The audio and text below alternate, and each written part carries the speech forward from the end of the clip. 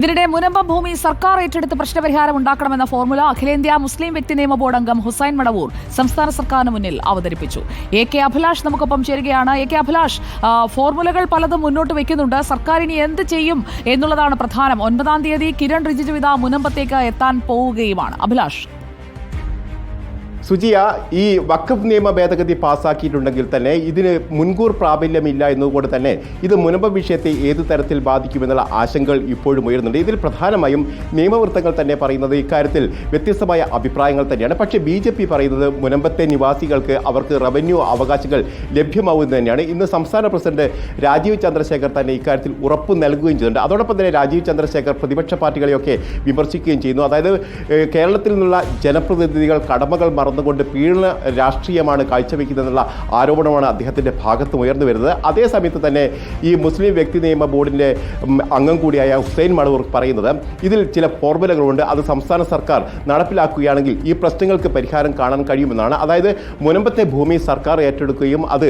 അവിടുത്തെ താമസക്കാർക്ക് വിട്ടു നൽകുകയും ചെയ്താൽ ഇതിൽ പ്രശ്നപരിഹാരം കണ്ടെത്താൻ കഴിയും. അതോടൊപ്പം തന്നെ ഇത് റവന്യൂ രേഖകളുമായി ബന്ധപ്പെട്ട ചില പ്രശ്നങ്ങൾ ഇക്കാര്യത്തിലുണ്ട്. അതായത് നേരത്തെ ഈ വഖഫ് ചെയ്യുന്ന സമയത്ത് അവിടെ താമസക്കാരുണ്ടായിരുന്നു. അതോടൊപ്പം തന്നെ ഉടമ്പടി പ്രകാരം തന്നെ ചില നിബന്ധനകളോട് കൂടിയാണ് ഇത്തരത്തിൽ ഉടമ്പടികൾ വെച്ചത്. അത് ഇത്തരത്തിൽ വഖഫ് ചെയ്യാൻ കഴിയുമോ എന്നുള്ള കാര്യത്തിലൊക്കെ അദ്ദേഹം സംശയം പ്രകടിപ്പിക്കുന്നുണ്ട്. പക്ഷേ ഇത്തരത്തിലുള്ള കാര്യങ്ങളൊന്നും അവിടുത്തെ താമസക്കാരെ ബാധിക്കാൻ പാടില്ല. അതുകൊണ്ട് തന്നെ സംസ്ഥാന സർക്കാരാണ് ഇക്കാര്യത്തിൽ മുൻകൈ എടുക്കേണ്ടത്. അവർ ഈ ഭൂമി ഏറ്റെടുത്തതിന് ശേഷം അവിടുത്തെ താമസക്കാർക്ക് വിട്ടു നൽകണം.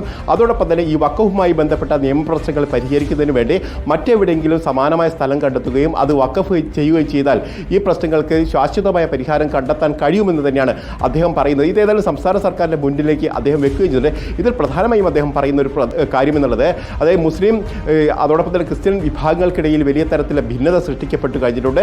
ഇത് രാഷ്ട്രീയ ലാഭത്തിന് വേണ്ടി ചില കക്ഷികൾ ഉപയോഗപ്പെടുത്തുകയും ചെയ്തിട്ടുണ്ട്. അതുകൊണ്ട് തന്നെ പെട്ടെന്നുള്ളൊരു പരിഹാരം സംസ്ഥാന സർക്കാരിൻ്റെ ഭാഗത്തും ഉണ്ടാവുകയാണ് വേണ്ടത്. അതേസമയം തന്നെ അദ്ദേഹം പറയുകയും ചെയ്തത് കേന്ദ്ര നിയമം വന്നതുകൊണ്ട് തന്നെ ഏതെങ്കിലും തരത്തിൽ ഇതിനൊരു പരിഹാരം കണ്ടെത്താൻ കഴിയില്ല എന്നുള്ള കാര്യം കൂടി പറയുന്നു. അതായത് സംസ്ഥാന സർക്കാരിൻ്റെ കോർട്ടിലേക്ക് ഇട്ടുകൊണ്ട് അതോടൊപ്പം തന്നെ ഒരു ഫോർമുല കൂടി അവതരിപ്പിച്ചുകൊണ്ടാണ് ഈ മുനമ്പം വിഷയത്തിൽ പരിഹാര മാർഗം അദ്ദേഹം നിർദ്ദേശിക്കുകയും ചെയ്ത്. ഏതായാലും സംസ്ഥാന സർക്കാർ ഇക്കാര്യത്തിൽ എന്ത് തീരുമാനമെടുക്കുന്നു എന്നുള്ളതും പ്രധാനപ്പെട്ട കാര്യം തന്നെയാകും. സുജിയ. AK അഭിലാഷാണ് വിവരങ്ങളുമായി നമുക്കൊപ്പം ചേർന്നത്.